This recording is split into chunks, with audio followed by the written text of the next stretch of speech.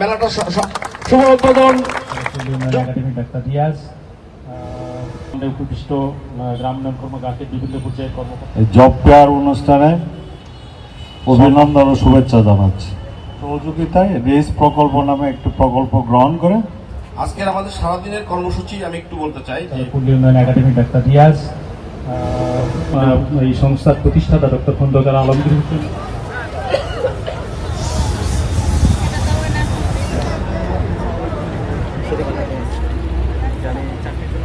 চাকুরির মেলা। এই আলমগীর সাহেব যে নিজে আজকে নামার সঙ্গে সঙ্গে উনি ওনার এই গাক চক্ষু হাসপাতালে নিয়ে গেলেন, পুরো এই এলাকাটা ঘুরে দেখাইলেন। আসলে একটা পরিচ্ছন্ন এবং আধুনিক হাসপাতালে যা প্রয়োজন আমার মনে সবগুলো এর মধ্যে অন্তর্নিহিত রয়েছে। আজকে শুধু বগুড়াই নয়, এই উত্তরবঙ্গের প্রত্যেকটা মানুষ কিন্তু চক্ষু হাসপাতাল বলতে গাককেই বুঝায়। মানুষ এখানে সেবা পায়, সুবিধা পায়, এই জন্য মানুষ কিন্তু আসে। আপনারা লক্ষ্য করবেন, একটা ভালো খাবারের জায়গা যদি কোনো জায়গায় প্রত্যন্ত গ্রামের মধ্যে হয়, মানুষ কিন্তু সেখানে খাইতে যায়। 50 টাকার খাবার সে 60 টাকা খরচ করে ওখানে খাইতে যায়।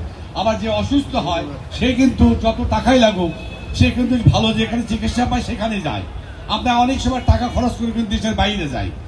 আজকে যারা চাকরি পাচ্ছেন, যারা প্রশিক্ষণ নিয়েছেন বা নেবেন, শুধু একটি কথা বলি, আমাদের মাননীয় প্রধানমন্ত্রী, আমাদের প্রিয় নেতা জনাব তারেক রহমান কিন্তু বারবার একটা কথা বলেন, যারা বাইরে চাকরি করতে যেতে চান তারা শুধু লেবার হিসেবে, যে ওখানে আপনি কিন্তু লেবার হিসেবে পরিচিত পান, ওখানে কিন্তু আপনি সেই সম্মানটা পান না। আর আপনি যদি হাতে কলমে টেকনিক্যালি কিছু কাজ সেখানে শিখে যান, সেটা সেলাই হোক, যে কোনো ওয়েল্ডিং এর ব্যাপারে হোক, যে কোনো একটা যদি আপনি টেকনিক্যাল কাজ শিখে যান, তাহলে কিন্তু আমরা দেখতে পারি সৌদি আরব সহ জাপান বা মিডল ইস্টে যে কোনো জায়গায় কিন্তু আমরা সেই পরিমাণ চাকরি করতে পারি। আমাদের স্যালারি হয় কিন্তু ওই রকম। আপনি $500 একটা সাধারণ লেবার যে বেতন পায়, অথচ টেকনিক্যাল কাজ শিখে গেছে তার বেতন কিন্তু সেখানে $2000 হয়ে যায়। মানুষ কিন্তু একটাই, কিন্তু শিক্ষার কারণে কিন্তু পার্থক্য অনেক কিছু দাঁড়িয়ে যায়। তাই আমি আপনাদের কাছে বিভিন্ন উন্নত রাখবো, যারা টেকনিক্যাল শিখছেন, যারা বাইরে যেতে ইচ্ছুক, তারা ভালো কিছু শিখে তারপরে বাইরে যান, দেশের সুনাম বাড়বে, এতে আপনারা পরিশ্রমের ফসল আপনি ন্যায্যটা পাবেন এবং দেশেও উপকৃত হবে। 1993 সালে আপনাদের মতোই একজন উদ্যোক্তা হিসেবে আমি আমার আত্মপ্রকাশ করেছিলাম। এই আত্মপ্রকাশ থেকে আজকে কিন্তু একটা গ্রাম, তারপরে ইউনিয়ন, তারপরে উপজেলা, তারপরে জেলা, তারপরে সমগ্র দেশ, এইভাবে কিন্তু আমার বেড়ে ওঠা বা আমাদের এই 35 বছরের যাত্রায় আমরা এই পথ অতিক্রম করেছি।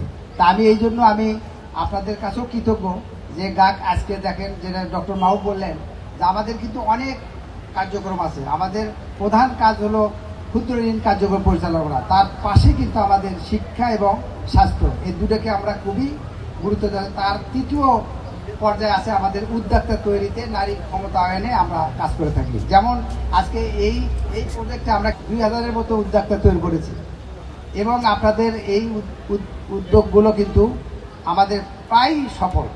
আপনারা জানেন, একজন উদ্যোক্তা তৈরি করতে পারলে তার পাশে আরো 2-3জন কর্মসংস্থানের সুযোগ পায়।